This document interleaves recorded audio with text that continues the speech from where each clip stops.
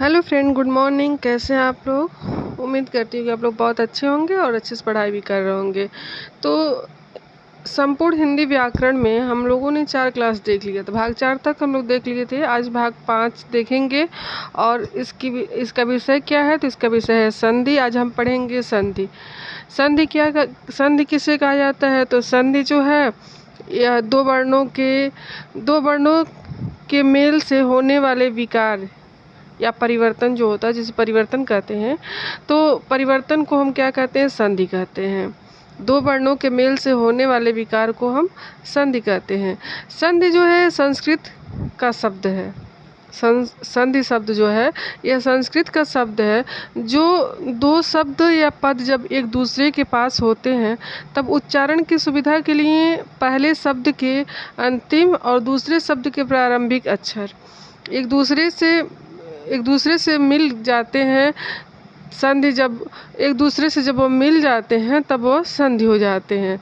संधि में जब दो अक्षर या वर्ण मिलते हैं तब उनकी मिलावट से विकार उत्पन्न होता है और वर्णों की यह विकारजन मिलावट ही संधि होती है।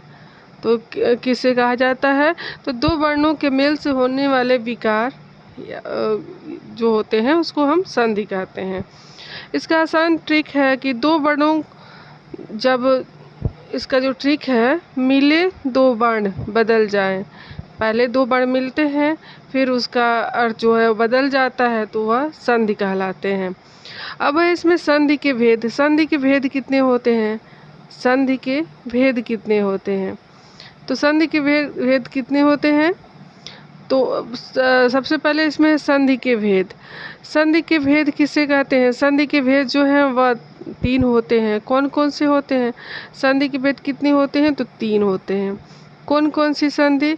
तो एक स्वर संधि होता है और एक व्यंजन संधि और एक विसर्ग संधि। संधि के जो भेद होते हैं वह 3 होते हैं। एक स्वर संधि, दूसरा व्यंजन संधि और तीसरा विसर्ग संधि।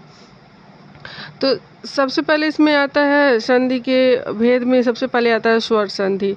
स्वर संधि किसे कहा जाता है? तो स्वर संधि हम उसे कहते हैं कि इसका परिभाषा होगा स्वर संधि का कि दो स्वरों के मिलने से जो परिवर्तन होता है उसे हम क्या कहते हैं?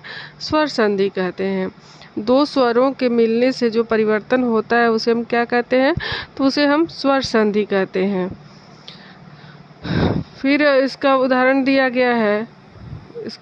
दिया गया है कि विद्याधन आलय बराबर विद्यालय। फिर है देवधन इंद्र बराबर देवेंद्र, हिमधन आलय बराबर हिमालय। इसके उदाहरण हो गए। फिर इसके ट्रिक दिए गए हैं। स्वर प्लस स्वर बराबर स्वर संधि, यानी कि स्वर और स्वर मिलकर ही स्वर और स्वर से ही मिलकर स्वर संधि बनता है। स्वर प्लस स्वर मिलकर ही स्वर संधि बनता है। दो स्वरों के मेल से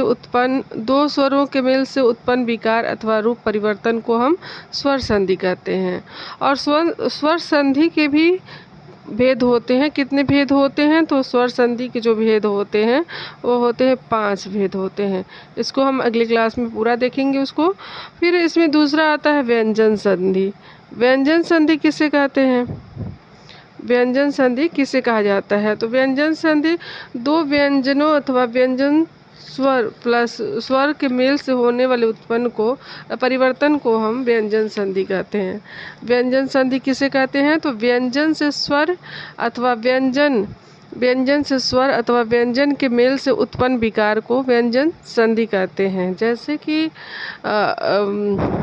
यदि क है, क पे हलंत लगा हुआ है, च है, च पे हलंत लगा हुआ है। मतलब इसमें आप देखेंगे कि इसमें व्यंजन संधि को पहचानने का सबसे आसान ट्रिक है कि इसमें अगर जहाँ पे हलंत लगा हो तो उसको समझ जाइए कि वह व्यंजन संधि ही है, व्यंजन संधि ही वो होता है। तो व्यंजन संधि किसे कहते हैं? दो व्यंजनों अथवा व्यंजन स्वर के मेल से होने वाले परिवर्तन को हम क्या कहते हैं? तो व्यंजन संधि कहते हैं। जैसे कि इसके उदाहरण हैं, सत धन जन बराबर सज्जन, सत धन जन बराबर सज्जन, जगत धन नाथ बराबर जगन्नाथ। देखिए यहाँ पे तौ पे हलंत लगा हुआ है, फिर जगत में भी तौ पे हलंत लगा हुआ है। तो ये व्यंजन संधि को पहचानने का सबसे आसान ट्रिक है कि जहाँ पे दिखे कि हलंत लगा हुआ है तो वहाँ समझ जाइए कि व्यंजन संधि है। देखिए यहाँ सत पे लगा हुआ है, जगत पे लगा हुआ है, तौ पे लगा हुआ है लास्ट वाले अक्षर पे, तो इससे समझ जाइए कि वो व्यंजन संधि है। और सबसे आसान ट्रिक है पहचानने का व्यंजन संधि को। फिर अगला इसमें है विसर्ग संधि। विसर्ग संधि किससे कहा जाता है? तो विसर्ग संधि जो है विसर्ग के बाद आने वाले वर्ण के कारण जो परिवर्तन होता है उसे हम विसर्ग संधि कहते हैं। विसर्ग संधि में दो बिंदी लगी होती है आगे, जो पहचानने का जो ट्रिक होता है। तो विसर्ग संधि के बाद आने वाले वर्ण के कारण जो परिवर्तन होता है उसे हम विसर्ग संधि कहते हैं। जैसे कि इसके उदाहरण दिए गए हैं, मनः प्लस हर बराबर मनोहर, ऐसा प्लस दा बराबर यशोदा, ये हो जाएंगे। फिर इसके आसान ट्रिक है, विसर्ग दिखे तो समझिए विसर्ग संधि है। ट्रिक दिए गए हैं जहाँ पे मतलब ये डबल बिंदु दिखते हैं वहाँ पे विसर्ग संधि वो हो जाता है। जैसे कि विसर्ग के साथ जो होता है स्वर या व्यंजन के मेल से जो विकार होता है उसे हम विसर्ग संधि कहते हैं। जैसे कि यदि विसर्ग के बाद छ हो तो विसर्ग का स हो जाता है, ठ हो तो वहाँ पे ख हो जाता है, खटकुर ख, और त और थ होता है तो वहाँ पे स हो जाता है। जैसे कि एक उदाहरण देख सकते हैं कि एक उदाहरण आप देख सकते हैं कि जैसे कि है निह धन चय, तो हो गया है ये निह धन चय। इसका बनेगा क्या विसर्ग संधि में? तो बनेगा यह निह,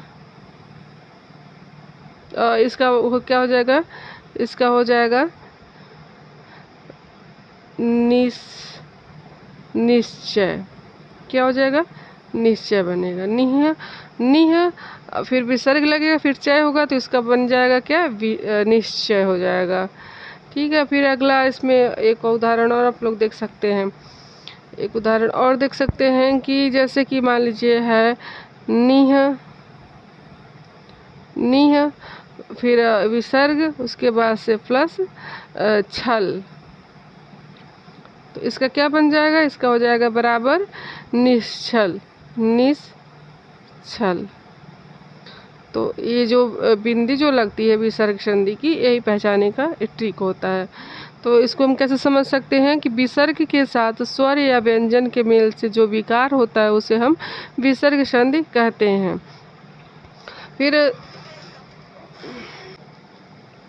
फिर इसमें परीक्षा में पूछे जाने वाले महत्वपूर्ण प्रश्न हैं, जिसमें पहला प्रश्न है कि संधि कितने प्रकार की होती है? तो संधि 3 प्रकार की होती है। अभी मैंने बताया आप लोगों को कि कौन कौन सी होती है। तो स्वर संधि होती है और व्यंजन संधि और विसर्ग संधि, संधि 3 प्रकार की होती है। फिर अगला क्वेश्चन है, इसमें दो स्वरों के मेल से कौन सी संधि होती है? दो स्वरों के मेल से कौन सी संधि बनती है? तो दो स्वरों के मेल से बनती है स्वर संधि बनती है। अगला क्वेश्चन है, सज्जन किस संधि का उदाहरण है? तो सज्जन किस संधि का उदाहरण होगा? तो सज्जन जो है वह व्यंजन संधि का उदाहरण होगा। जैसे कि कैसे बनेगा? सत्तन, सत और यहाँ पे हलंत लगेगा प्लस जन, सज्जन, तो हो जाएगा व्यंजन संधि का उदाहरण हो जाएगा। फिर अगला क्वेश्चन इसमें है कि मनोहर किस संधि का उदाहरण है? तो मनोहर विसर्ग संधि का उदाहरण है। जैसे कि हो जाएगा यह मनः प्लस मनोहर, क्या हो जाएगा? मनः प्लस हर बराबर मनोहर, विसर्ग संधि हो जाएगा। फिर अगला है, संधि किसे कहते हैं? तो संधि दो वर्णों के मेल से होने वाले विकार को हम संधि कहते हैं। फिर इसमें है याद करने का जो ट्रिक है वो यहाँ पे दिया गया है। स्वर मिले तो वहाँ पे स्वर